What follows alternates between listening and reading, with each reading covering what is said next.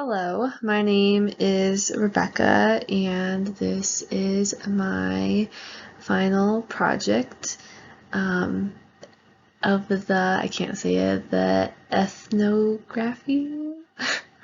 That's totally wrong, but anyways, so for my PowerPoint, I am focusing on my personal experiences going to Nicaragua, and I'll be focusing on environmental injustices that I have noticed within the communities where we have served, as well as how they affect children and how that will look into my further practice of being a school social worker. So now you might be wondering, why is this my topic of choice? And there are three reasons why. The first one is specifically missions trips. So I have gone to Nicaragua 3 times, and every time there's always a new and unique different experience. Meeting new people, going to different towns and cities in Nicaragua, meeting new kids and our nationals who help at the base where we stay through the missions program, which is called King's Castle, or in Spanish it's Castillo del Rey. So, even though I don't live in Nicaragua, I feel like every time I go, it's always like a home away from home, and I really enjoy every time I get to go. And so I hope and pray that sometime I will get to go back for a 4th time.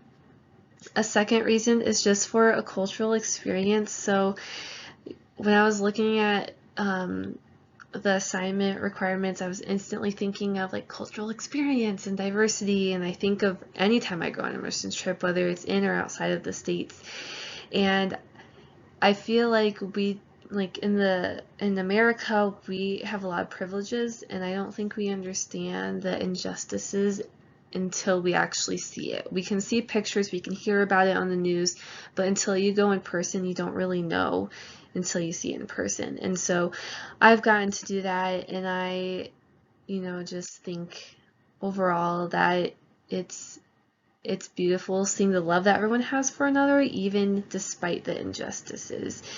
And in general, God is beautiful, and He designed everything in His image, and it's fun getting to, see His creation in other places and meeting other people that are different from us.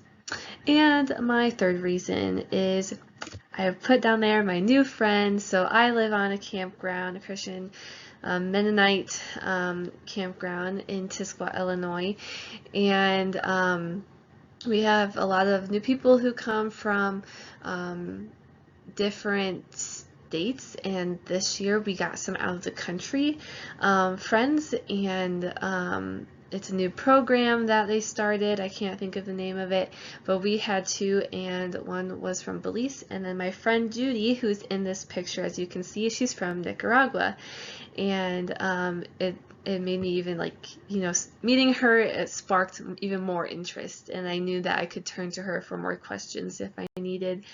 And so those are my 3 reasons why I decided to choose this as my project. So I want to give some insight about Nicaragua, and so before I get into these bullet points, I want to talk about this quote. Not really a quote, but it's from Parker and his article, and it talks about in the Republic of Nicaragua, it is the largest country in Central America. However, it's the poorest country, and I also included that in my bullet points, but it's the poorest country in the Western Hemisphere. And Managua is the largest, is the country's capital and the largest city, which is where I've gotten to. Our base for these mission trips have been through Managua, so I've gotten to know the area. I didn't know this until I researched it, but the country's name is derived from Nicaragua, which is the chief of the indigenous communities living around Lake Nicaragua during the 15th and 16th centuries. And so Nicaragua shares a border between Honduras and to the north and Costa Rica to the south. and then the Caribbean Sea to the east, and the Pacific Ocean to the west. And then here are some other facts and information about Nicaragua. Like I mentioned, the largest country in Central America. They suffer from a lot of natural disasters, getting into the environmental injustices through hurricanes, earthquakes, volcanic activity. People who live in Nicaragua are considered mestizos, or natives and Spanish combined. Many Nicaraguans are descendants of slaves. Lake Managua is only freshwater lake where sharks live, and as mentioned before, it's the poorest country in Central America and has the widespread of underemployment and poverty. And I got my bullet points from the National Geographic Kids. So those are just some facts about Nicaragua. I apologize. Now I'm on this side because I didn't want to cover photos. But my next slide is environmental injustices in Nicaragua and what that looks like among young children. And the reason why I'm focusing on young children is when I would go on mission trips to Nicaragua, we focus a lot on kids ministry. We would draw in the younger crowd and do little skits and have clowns and candy, and would just, as you can see in some of these pictures, like jump rope, different games, frisbee, soccer, all of that. And on top of that, I want to be a school social worker, so kids all the way. And so I'm going to first talk about some environmental injustices in Nicaragua versus whether I've had to do some research or I just have seen it and through my experience there. So some of these might all intertwine with the different things I'm going to talk about. So like for the first one is water pollution. So you can even see that in some of the, like the bottom picture here, kind of dirty and stuff. So I mentioned earlier about Lake Nicaragua, and so that is used for irrigation and a source of drinking water for some communities who are close to the lake. It is considered a drinking water reservoir for the population of Nicaragua, and there are plans in the future to expand drinking water use for people who live in Nicaragua. Also, some people don't even have access to clean water. And so even like I'm still like reading off of like part of my research that I found is that they have different water quality and are growing amounts of industrial and municipal waste, which leads to the pollution of the lake. And so when we were there, we had to be cautious of the water, and they would always provide drinking water for us that was, I guess, more healthy. But when we would brush our teeth, they always told us not to swallow the water, and so sometimes we would use like water bottles, and we would like take that water and like use it when brushing our teeth. Another thing is deforestation. So another research article I found talks about the different areas of property rights that impact tropical deforestation, which is spreading rapidly and is viewed by scientists as one of the world's greatest environmental problems. So, for example, in Nicaragua, they noticed that there was a lot of loss with their forest area, and that has happened since 1983, and it continues. Soil erosion. So as you can, I kind of like the bottom picture kind of relates into this too, how like there in Nicaragua there is a lot of heavy rainfall, which then there's environmental conditions with the steep slopes and the heavy rainfall through the heavy rainfalls. In general, just a high frequency of tropical storms and hurricanes, making erosion and soil erosion a huge concern, and kind of leading into the climate change. It's expected to cause more frequent extreme weather events. And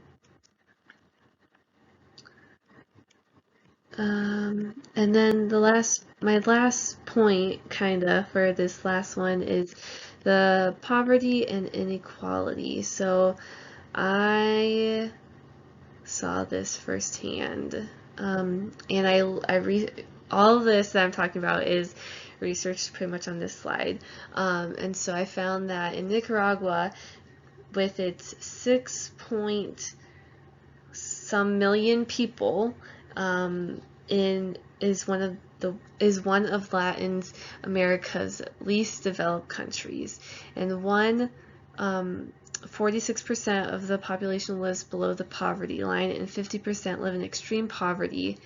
In rural areas, 68% incidences of poverty is more than double that in urban areas. And rural poverty is associated with little with no access to land, and land distributions in Nicaragua today is greatly skewed, with 9% of landowners controlling 56% of farmland, while 61% of the smallest farmers hold 9%. And I got to see a lot of things, just poverty and hardship in Nicaragua. I would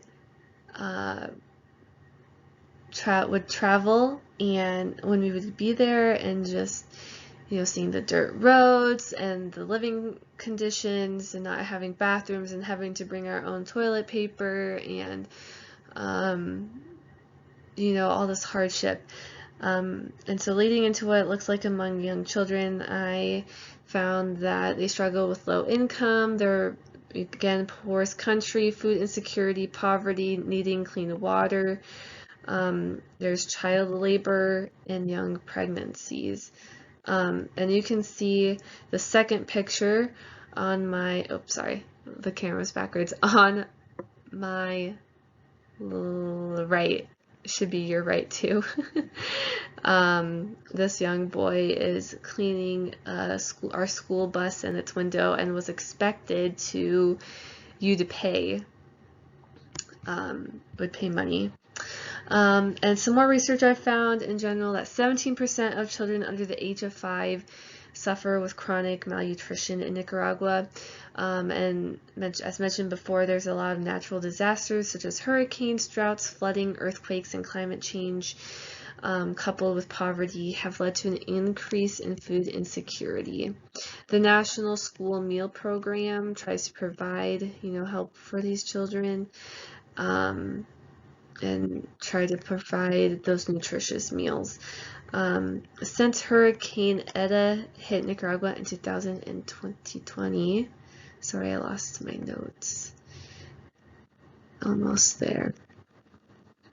They have been affected by limited access to water, hygiene, and other facilities.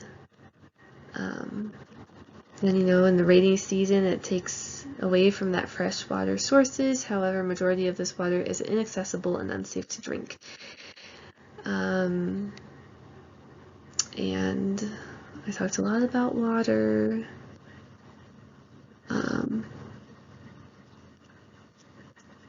Yeah. Sorry, I'm just making sure I'm not missing anything in my notes.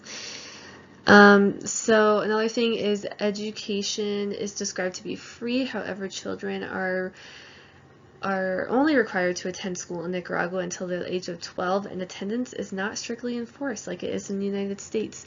And for this reason, thousands of children drop out of school and join the workforce to help provide for their families. And I found that, in fact, only 51% of Nicaraguans are to reach 5th grade. And it's estimated that 250,000 to 320,000 children are working in the country through child labor, and those are those in 3 under the age of 14, which is unfortunate. But as you can see in some of the other pictures I posted, a lot of the kids that we saw were always happy, was always loving and caring, and they loved being around us as Americans. And I just wanted to show you this Nicaragua land map to also get a perspective of what Nicaragua is covered through their land utilization and vegetation. So like the brown is like tree crops and primarily coffee. They grow a lot of coffee there. Always would bring some home for my parents and they loved it. Like the orangish pink is field crops largely intermingled with pastures, brush, or forest. The darker green is dense woodland, mostly broadly evergreen and some pine. The lighter green, lime green, whatever you want to call it, is open woodland, mostly I can't read that, deciduous of some evergreen. The yellow is savanna grassland of scattered cultivated plots and forests, and the blue is marsh and swamps. So if you want to like look at that a little closer, you can, but I'm running out of some time, so let's keep going. Okay, so I decided when looking back at the material that in my future practice as a school social worker, I can use problem-solving model, and I think this is ideal with working with students because I know I will have students come from different countries. I currently work at a school, and we have some from Ukraine who are here. I can't really think of anyone else right now, but usually once a year we get someone from a different country. But in my practice, I know I will be coming across kids who might need help with problem solving, whether it's through environmental injustice or anything really. And so I liked looking at this model because I know I can use it when working with kids. So like the first one is issue identification, community vision, and strategic goal setting. So I think also it's not just like me focusing on like specific one student, but working with the community and figuring out together as a team of how can we help the families that I'll be working with through their challenges in their environment, and how as a community we can come together to problem solve. And so focusing on the issues with community and figuring out goal settings to help those families. Community building and leadership development, continuing down to consensus building and dispute resolution, figuring out together what we can do to help, even talking to the student and their families of how we can help, and maybe they won't want our help, but just trying to figure that out together as a team. A lot of this is like community building, stakeholders, partnership, engagement, management, evaluation, lessons learned. I definitely think that in the school system we can work together as staff members to create goals and to work together to help our students and their families through their hardships. So I like this environmental justice collaborative program problem solving model that I can use through the community to help our students. My next slide is about experiences, observations, and reflections. And every time I have gone to Nicaragua, it's crazy to see what little this country has. And you see, like, I don't know, it's like you think of like where you live and it's like, wow, I have all these privileges, and you go somewhere different that doesn't have a lot, but yet they still find joy, they're still happy, they're still there's still community and togetherness and wholesomeness, and and so through my experiences, I put some words off to the side that I have felt, when I've gone to Nicaragua. It's very loving, personal, real, humbling, exciting, joyful, and a blessing. And and it's awesome getting to love on these kids and praying for them and telling them about Jesus, and even shining light into not just their lives but their families' lives, who are also there when we do some street ministry. And it brings our team together too, and when we go back, it's we see all the stuff that we have, and and it's hard to look back, and it's hard, as in it's hard to kind of just see what little this country has and comparing it with ours. And it's, I guess, I don't know, I hope that makes sense. It's kind of it makes you think a lot. They don't have hot showers and we do, and toilet paper is not necessarily a thing in some areas, and they don't have power, and they don't, they have heavy rainfalls, and and just their houses aren't perfect like ours, and they're made out of things that are easier to fall apart and not stable. And so part of this, I think they mentioned in one of the sections of this, that we had to include some of our notes. And so I wanted to read one of my days that I was there.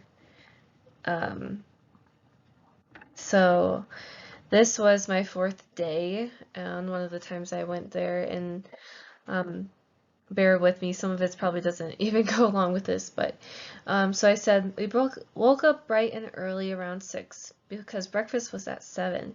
We had French toast, fruit, and eggs. After we headed to Odalis's church to meet up with the local team.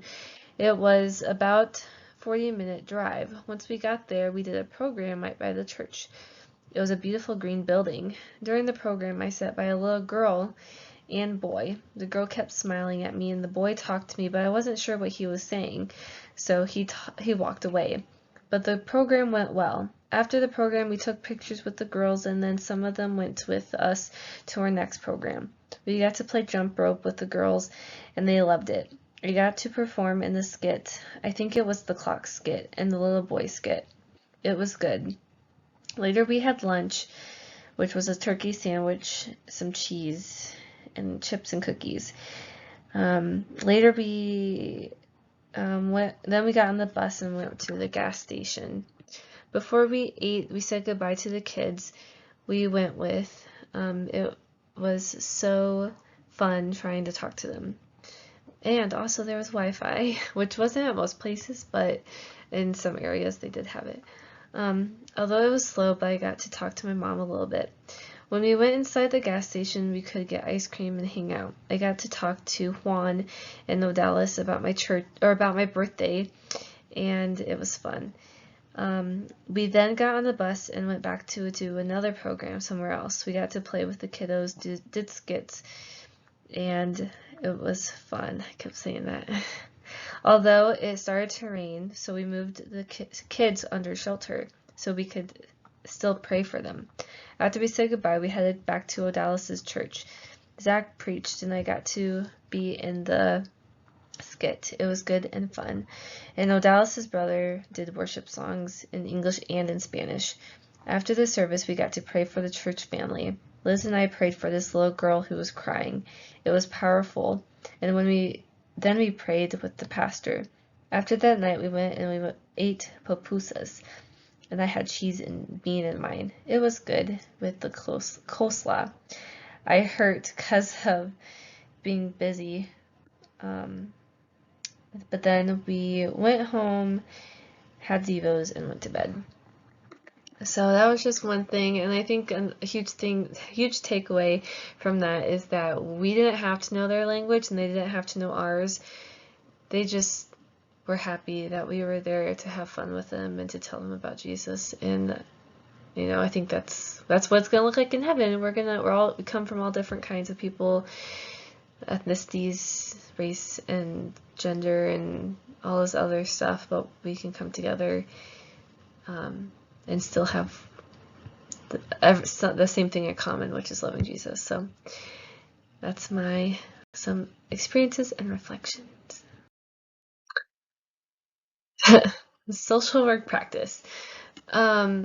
So with my social work practice in the future, like I mentioned many times, I want to be a school social worker. And so I think first, when that journey starts, is for myself to understand where I come from, understand my natural environment, understand at least like learn about the different areas, the area of the school and what's the surrounding areas and communities and all of that, and then meet the students where they are at. And I think that's a huge one, learning about their family, learning about their culture. We have kids come from all types of different parts of the world that come to America for better opportunities. So just being mindful of that and being able to see and learn about where they come from.